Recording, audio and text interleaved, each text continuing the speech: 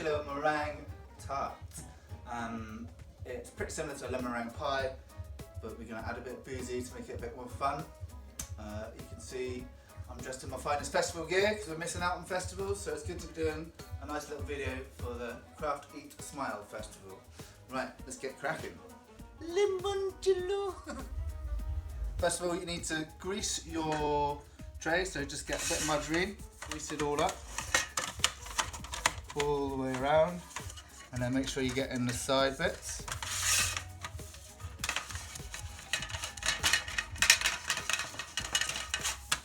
This is non-stick, but I just like to do it just in case. There's nothing worse than your tart not coming out of its case. Then I always do a little bit of flour as well. Tap this round. Ta-da! Now, get your surface floured, ready to roll out your pastry. When it comes in a packet like this, it's always just a bit thicker than I like to use, so I give it a little roll out.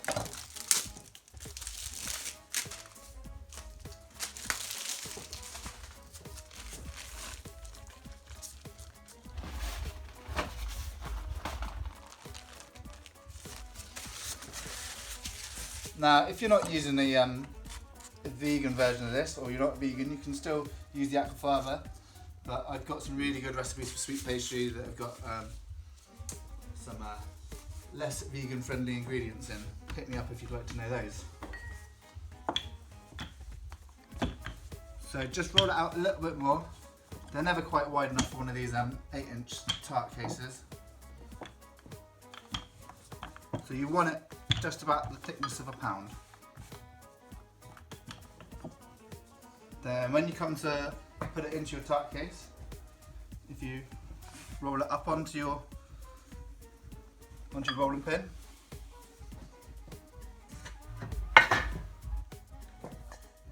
and then daintily drop it over your case, and then just softly press it into the corners.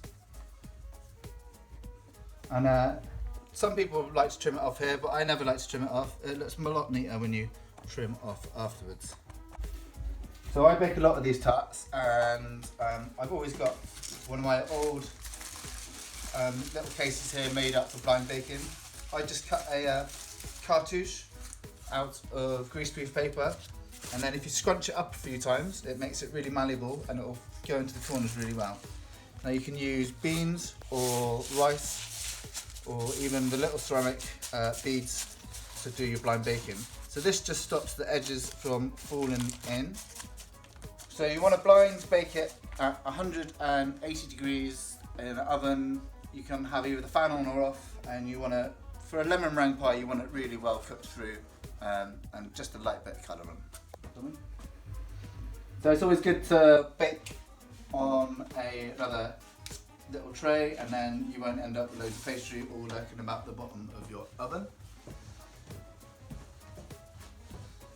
Let's go whack it in the auger.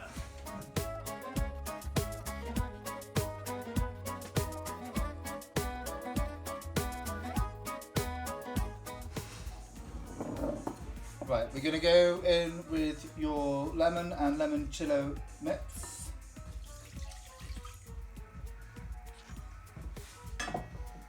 Your milk and water mix, and then we'll just save a little bit at the bottom. Now with this bit, add in our corn flour to this, and then you give this a good mix and make a paste. So this will help to stop it becoming lumpy.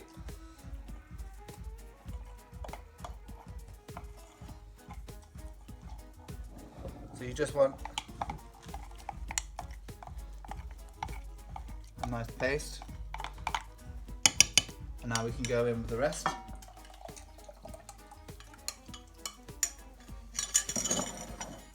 And in with your sugar.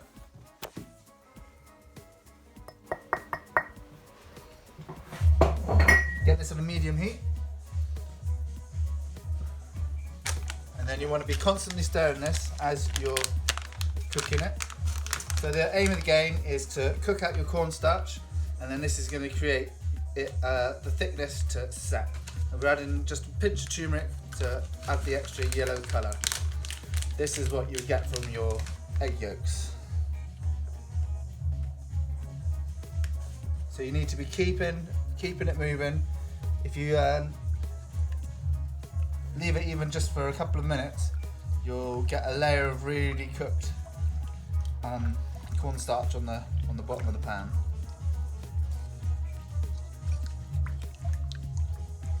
Now if you have got lumps in here, you can also strain it out and put it in the pan again. Little lumps like this is fine. They'll cook out in a minute.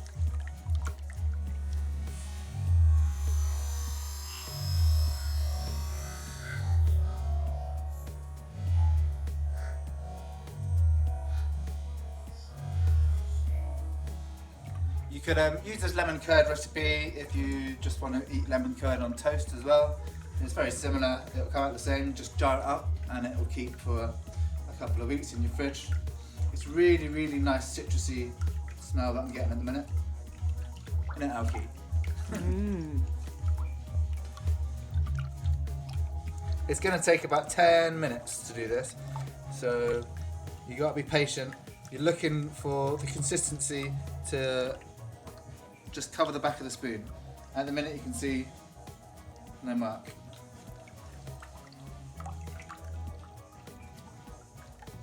Now look how thick it's got now.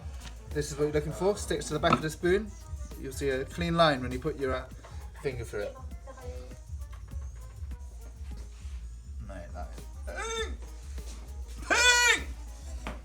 Empty it into a tray. This will just cool it down real quick. If you're not in a rush, you can just leave it to cool in the pan, but we want to get this in our mouths as soon as possible.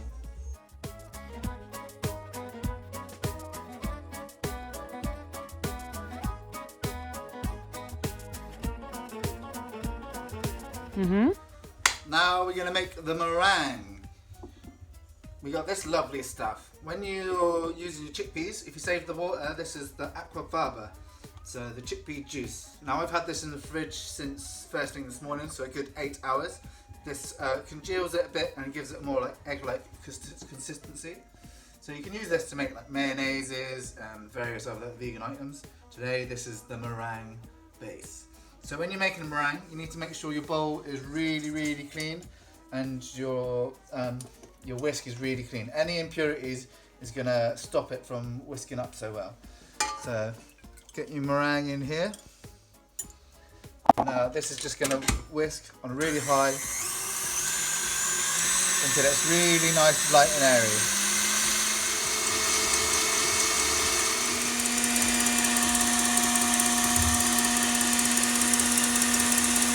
We've got good colour on the outside. I'm just going to put it in the oven again for another few minutes just to set the top there. Now it's got to this nice fluffy stage and we add our sugar in and then a pinch of this. It's cream of tartar. So this just stabilises your meringue. And literally I'm just going to do a little dash like that. The recipe says to do 1/8 of a teaspoon if you want a bit more of an exact measurement. I like to freestyle on things like this. Now you need to just mix it slowly for a few minutes. Just let it get all incorporated.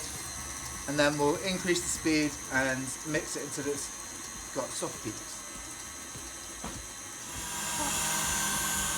When you just got your aquafaba in there, you'll notice it's like a matte colour on top. Now that we're at a good meringue consistency, it's like really glossy and looks like a good can of gloss paint. Hopefully it doesn't taste like that. You'll see now we got the soft peaks. So as I pull this out, it just sets, goes down. Oh, some boy. Film it?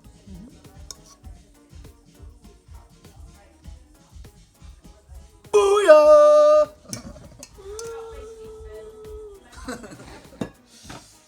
Right, we're going to leave our tart case to just cool a minute, and this will make sure that the curd doesn't split. And now the assemble time.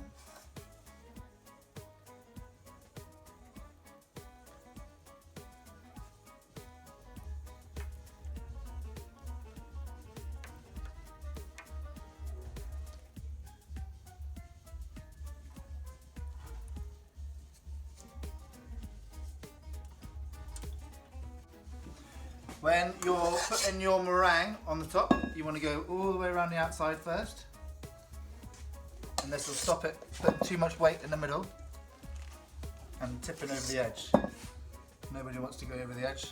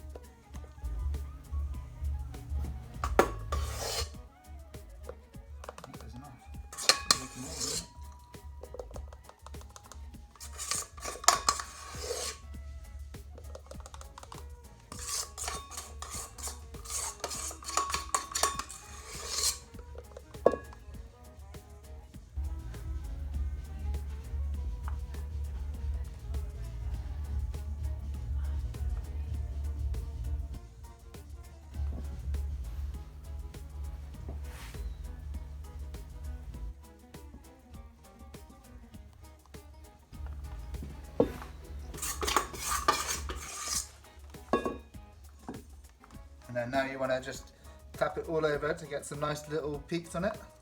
Your lovely soft peaks.